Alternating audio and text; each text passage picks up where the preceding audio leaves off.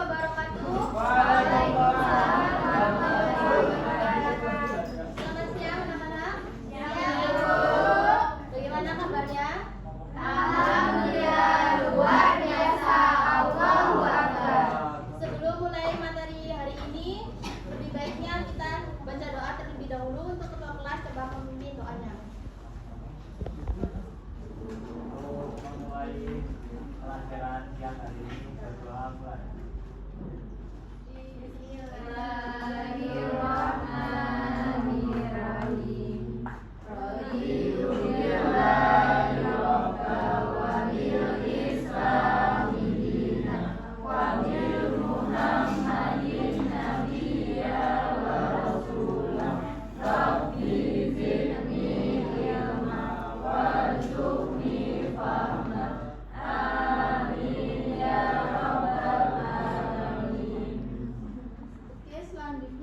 Hari ini siapa yang tidak hadir? Yogi. Kenapa? Yogi? Mahes. Kenapa tidak hadir?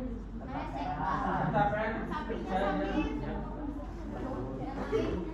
Oke, kita lanjut ke materi ya. Pertemuan ini kita akan membahas tentang pengertian, ciri-ciri, struktur, fungsi, dan contoh. Jawabannya sudah. Hari ini kita akan membahas tentang teks laporan hasil observasi. Sebelumnya di sini ada yang tahu nggak observasi itu apa sih?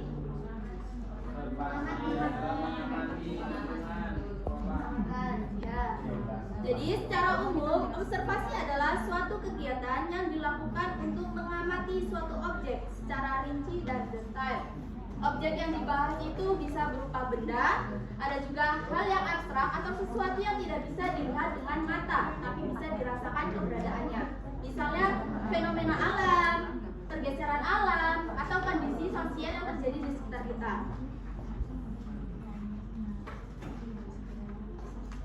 Materi selanjutnya,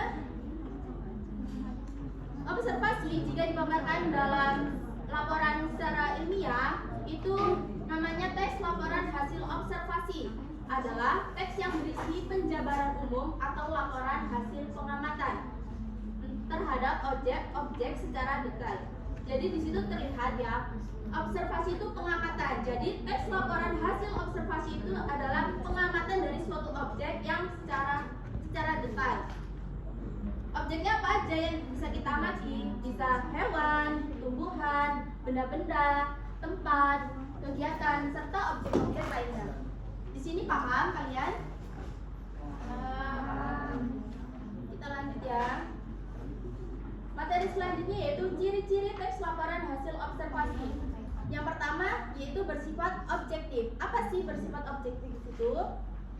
Jadi di sini teks laporan hasil observasi yang bersifat objektif itu tidak dapat dipengaruhi dari pendapat lain. Jadi harus sesuai dengan apa yang kita amati. Yang kedua, objek yang akan dibicarakan atau dibahas adalah objek tunggal. Jadi kita harus mengamati satu objek saja, tidak boleh lebih. Selanjutnya ditulis secara lengkap dan sempurna. Secara lengkap dan sempurna itu sesuai dengan struktur dan unsur kebahasaannya. Nanti kita bisa bahas di slide selanjutnya atau pertemuan selanjutnya.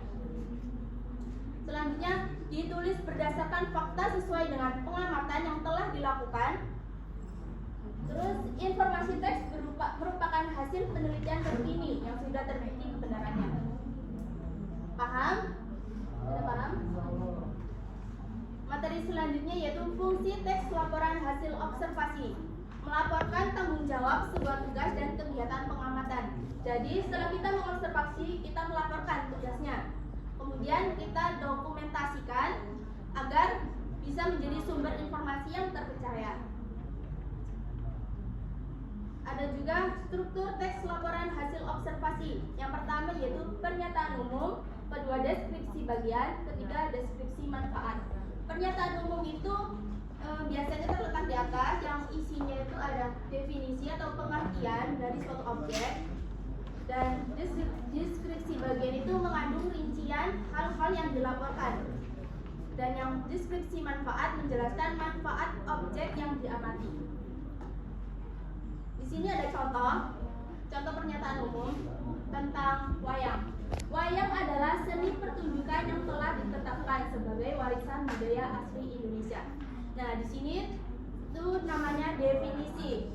Kemudian UNESCO, lembaga yang membawahi kebudayaan dari PBB, pada 7 November 2003 menetapkan wayang sebagai pertunjukan bayangan boneka tersohor dari Indonesia, sebuah warisan mahakarya dunia yang tidak ternilai dalam seni bertutur dan intangible heritage of humanity. Itu merupakan penjelasan umum yang mendukung pembukaan atau definisi yang biasa disebut pernyataan umum.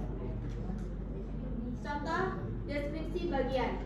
Deskripsi bagian itu menjelaskan tentang bagian-bagian. Di sini seperti contoh, wayang kulit dilihat dari umur dan gaya pertunjukannya pun dibagi lagi menjadi beberapa jenis. Jenis yang paling terkenal karena diperkirakan memiliki umur paling tua adalah wayang purwa. Purwa berasal dari bahasa Jawa yang berarti awal. Wayang ini terbuat dari kulit kerbau yang ditata dan diberi warna sesuai kaidah pulasan. Wayang pendalangan diberi tangkai dari bahan tanduk kerbau bule yang diolah sedemikian rupa dengan nama cempulit yang terdiri dari tuding dan jampit. Nah, jadi dari tulisan berbagai jenis ini merupakan deskripsi bagian. Bagiannya yang mana? Yaitu yang wayang ini terbuat dari kulit kerbau yang ditata dan diberi warna sesuai kaidah pulasan. Wayang pendalangan itu merupakan deskripsi bagian. Yang selanjutnya contoh deskripsi manfaat. Semua jenis wayang di atas merupakan wujud ekspresi kebudayaan yang dapat dimanfaatkan dalam berbagai kehidupan antara lain sebagai media pendidikan, media informasi, dan media hiburan. Wayang bermanfaat sebagai media pendidikan karena isinya banyak memberikan ajaran-ajaran kehidupan kepada manusia. Pada era modern ini, wayang juga banyak digunakan sebagai media informasi ini. Antara lain dapat kita lihat dari pagelaran wayang yang disisipi informasi tentang program-program pembangunan. Di bagian dimanfaatkan itu menjelaskan tentang deskripsi manfaat, yaitu manfaat wayang itu sebagai media pendidikan, media informasi, hiburan. Itu merupakan deskripsi manfaat.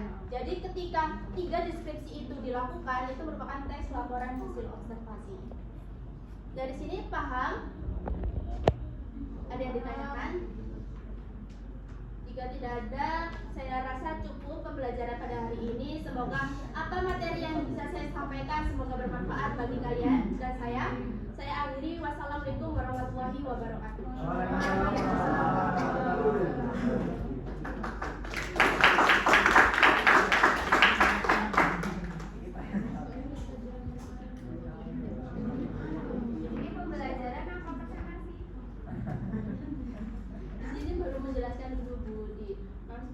Menjelaskan dulu, nanti ada kayak tahap tugas, tapi nggak disampaikan.